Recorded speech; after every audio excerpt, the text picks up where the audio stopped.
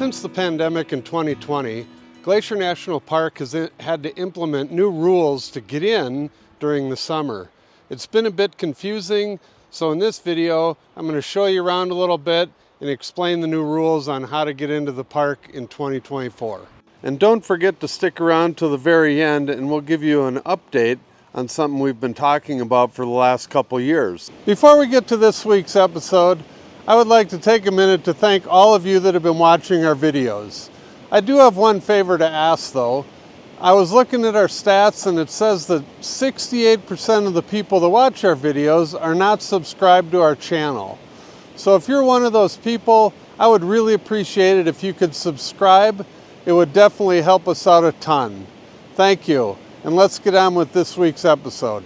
Ever since the pandemic hit a few years ago, the popularity of Glacier Park has gone through the roof, and because of that, they've implemented plans to control the amount of people that get in every year. And one of the things they did was a vehicle reservation system where at this point right here in the past, you had to stop, and if you hadn't bought a vehicle registration for that day, you couldn't even get to this point. So the huge change for this year is that now, even without a vehicle registration pass, you can come here to the main gate, pay your entry fee, and get in, and you can at least enjoy the Apgar area and the lake and head up towards the North Fork of that part of the park if you want. But it's a huge difference because before, like I said, they would turn you around, you couldn't even get to the gate. And without that vehicle pass, you'd have to wait until after 3 o'clock or get there before 6 a.m. And one of the other huge issues with that system was that all of these little businesses that are located here in Apgar and the Apgar Village were really taking a hit because everybody that did have a vehicle reservation, they would shoot straight up going to the Sun Road. They wouldn't even come in here.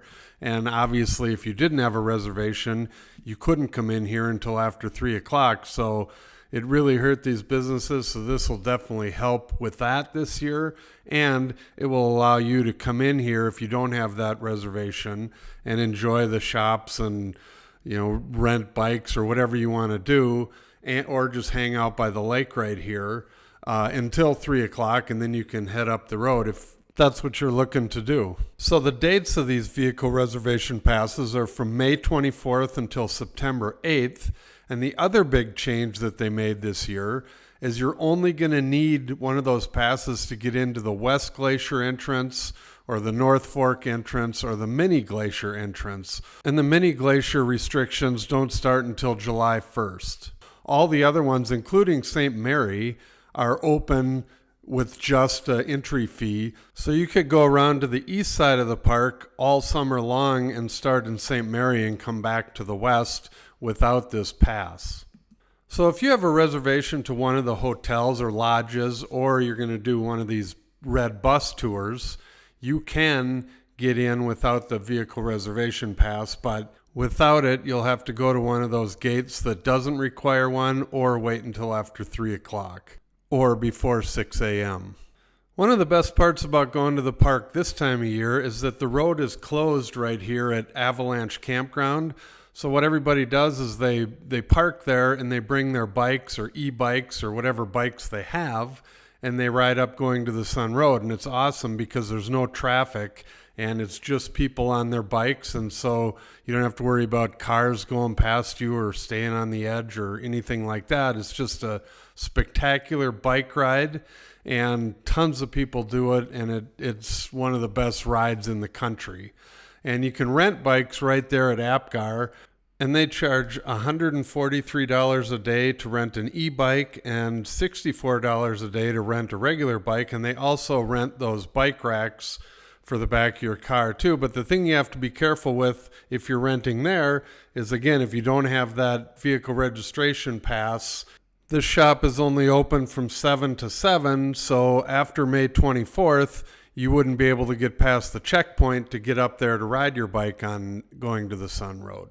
And if you're not into riding your bike, you can still go up to the Avalanche Campground and Park and take the Trail of the Cedars, and you get to the Avalanche Lake Trailhead, and it's just a spectacular hike. It's about 2 miles up to the lake, And along the way up there, you follow Avalanche Creek, which is a spectacular creek. And at the bottom here, there's a little gorge. And there's all kinds of spots to just check it out and stop and take photos, as I did here. And it's couldn't be a better hike, especially if you're a beginner. The hike is fairly level. It's not real steep at all. Avalanche Lake, when you get up there, is just beautiful. And that brings us to the update that I talked about at the beginning. If you've been watching our channel over the past year or two, we've done a couple different videos on this house that these people built right along. This is McDonald Creek. It's the creek that flows out of Lake McDonald in Apgar. So if you do get to Apgar, you can easily see this from the bridge over McDonald Creek. But as you can see, the house is still there. It's in the court system. Who knows when it'll be taken care of, but unfortunately, there has been no movement on this house.